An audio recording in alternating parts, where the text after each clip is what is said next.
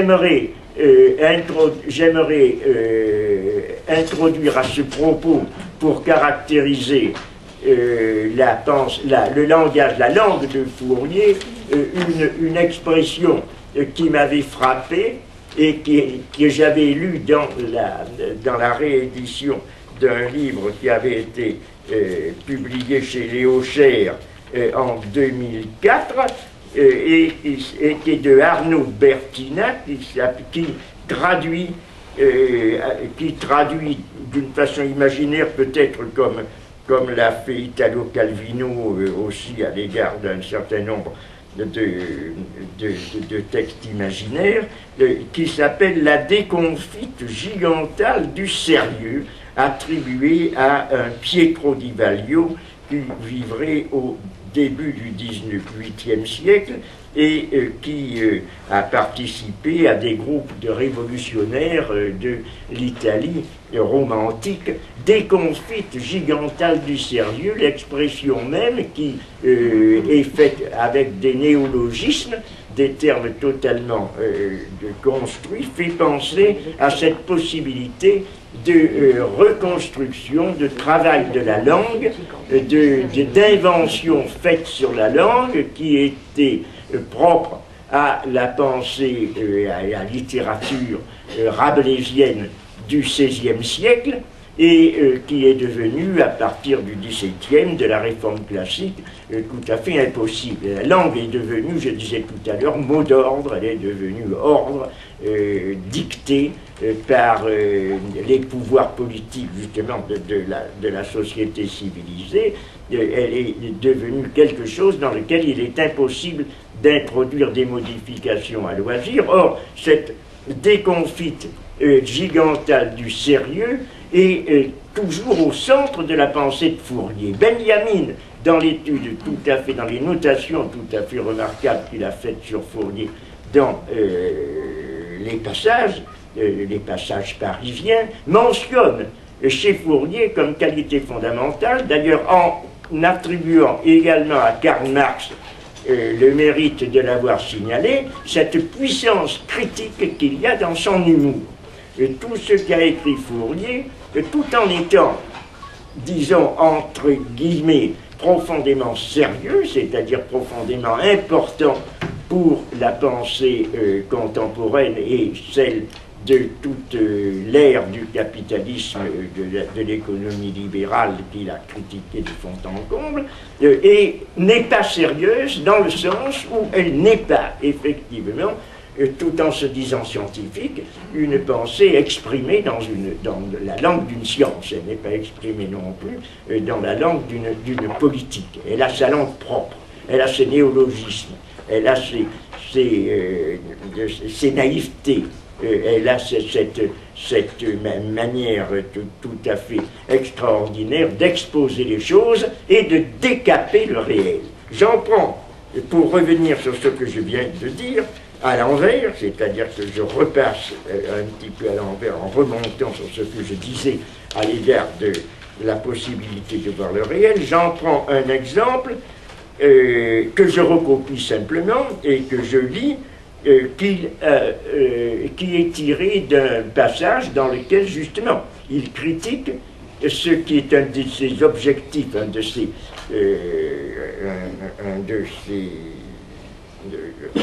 une de ces têtes de Turc, on pourrait dire fondamentales, les mouvements,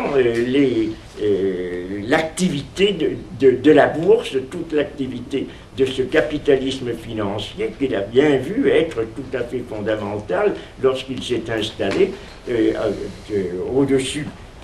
pour contrôler toute la et pour enfermer toute la production dans un réseau inextricable à partir du début du XIXe siècle de l'économie libérale. Aussi en France, écrit-il, contre cette économie politique qui va se greffer là-dessus, aussi en France ne saurait-on penser, parler ni écrire si ce n'est pour le bien du commerce. Le commerce qui, justement, est l'activité fondamentale qui va devenir l'objet de la critique fouriériste et qui utilise les bourses de commerce, les échanges qui se produisent au niveau des actions commerciales, etc., des spéculations, tout ce qui se met en place à cette époque. Déjà Polymnie, muse des chants et des hymnes, sème de fleurs cette nouvelle carrière. Depuis que les gens de lettres se sont pris de belles passions pour l'huile et le savon, il s'agit là d'un commerce encore assez simpliste. Bon, à l'heure actuelle, il faudrait faire des adaptations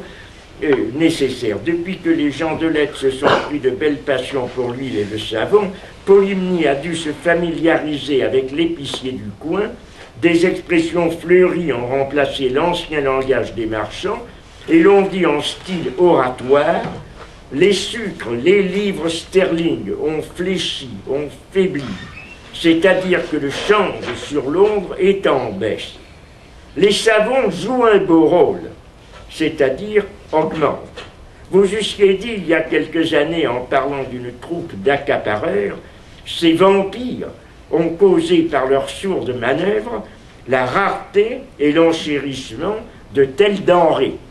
Aujourd'hui, leurs menées sont un titre à la gloire et à la renommée. Et la renommée les annonce d'un ton pindarique en disant: un mouvement rapide et inattendu s'est fait tout à coup sentir sur les savons.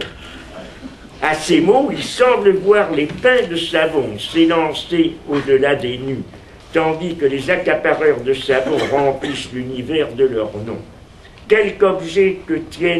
qui tienne au commerce, ne fût-il qu'un carteron de fromage, les philosophes font là-dessus des images et du sublime. Sous leur plume, un tonneau de rogone, c'est-à-dire une sorte de, je sais pas, de ratafia, de gomme, d'alcool bon marché, devient un flacon d'essence. Les fromages exhalent un parfum de rose et les savons effacent la blancheur de lys. La blancheur du lys. Toutes les fleurs de rhétorique contribuent puissamment au succès de l'industrie qui, de son alliance avec les philosophes, a recueilli ce qu'on en devait attendre, beaucoup de bruit pour peu d'effet. Et à un autre moment, il dit, je ne me rappelle plus exactement quelle est son expression, mais enlever, c'est ça, le vêtement des mots pour aller aux choses. Or, c'est cette décomposition, cette déconstruction, on dirait dans un langage plus contemporain, du fonctionnement du commerce, du fonctionnement financier de la bourse, et une des bases de la critique fouriériste, par laquelle d'ailleurs on peut commencer à entrer dans dans la lecture, dans la pensée de Fourier, en lisant des passages qui peuvent être isolés, comme les crimes du commerce par exemple, et qui peut nous initier à la démystification fouriériste, qui est tout à fait d'actualité dans la mesure justement où il va, et peut-être plus d'actualité encore même, ou tout au moins complétant cette actualité que le Capital de Marx, puisque précisément, dans un langage plus simple, il s'en prend à cette puissance du capital financier qui a rendu les processus de la production, de la distribution complètement invisible ou incompréhensible et secondaire. C'est une sorte qu'une démystification de ce qui est érigé en science, une manifestation une découverte du réel, si vous voulez, relativement à ce qu'il recouvre. De la même façon, on pourrait ajouter aussi dans ce domaine à ce qui a été l'œuvre de Fourier, quelque chose qui est passé sous silence par le capitalisme, par la critique du capitalisme, par le socialisme scientifique marxiste, c'est ce qu'ensuite, un peu plus tard, on a appelé l'écologie. Fourier, précisément parce qu'il va aux choses elles-mêmes, parce qu'il ne se satisfait pas de cette mystification des mots, de ce langage de bois qui se cache sous le terme de production, accroissement de la richesse des ressources, découvre le premier que cette richesse nationale cache la pauvreté du plus grand nombre, et que d'autre part, elle est faite avec des moyens qui conduisent à la détérioration de la planète, la détérioration des sols, la détérioration des climats. Donc la responsabilité de la société humaine dans la détérioration de la Terre est une des parties très importantes de l'œuvre de Fourier. Mais nous abordons là précisément, et je vais terminer là-dessus, à cette extension qu'il faut donner à Fourier, à cette notion du domestique. Ce domestique, c'est ce qui concerne d'une façon matérielle, d'une façon sensible, tout ce qui intéresse les ressources, la manière de cultiver, la manière de consommer. C'est ce qui également concerne la vie humaine dans ses relations, dans son affectivité, et en particulier tout le domaine de la sexualité, des relations amoureuses et sexuelles, le domaine des amours, qui, par les politiques, a été mis de côté, a été repoussé comme n'intéressant que la vie privée. Donc, ce qui est un des éléments, je crois, fondamentaux également de l'utopie, qui se manifeste d'ailleurs aussi dans des utopies qui ont été écrites au XVIIIe siècle, comme celle de Rétif de la Bretonne, celle de Cyrano de Bergerac, ou celle que l'on peut considérer comme utopie, par exemple, du voyage de Bougainville de Diderot. C'est une critique profonde de la vie sexuelle telle qu'elle est pratiquée. Et ce qui est l'intérêt de la lecture de Fourier, de la méditation sur la pensée de Fourier, c'est précisément que chez Fourier, il y a dès le départ une relation très profonde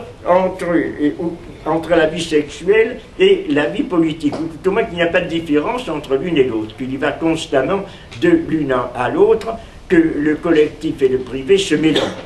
Je pense que là, je n'ai pas besoin de mettre les points sur les i pour que l'on voit que le sexuel, depuis un certain nombre d'années, que ce soit aux États-Unis, que ce soit en France, d'une façon très brutale, entre d'une façon totale, dans le champ politique. Et que c'est le fait que les politiques n'ont jamais porté intérêt à ce domaine, qu'on le laisse totalement à l'abri, hors de toute forme de réflexion et de spéculation, que les philosophes ne s'y intéressent pas non plus du tout et ne s'intéressent qu'à la pensée politique, qui fait que l'on se trouve sidéré par cette entrée en force, et on pourrait dire d'une façon profondément ironique, de la sexualité dans l'histoire, qui était considérée comme uniquement auparavant le domaine de la pensée pure, et qui devient habité par des gens dont on s'aperçoit qu'ils sont sexués, et que le système de sexualité qui est pratiqué en civilisation, c'est-à-dire dans notre société, est incompatible avec l'expression des passions. Les attractions passionnelles. Le Nouveau Monde amoureux, peut-être, est un livre qui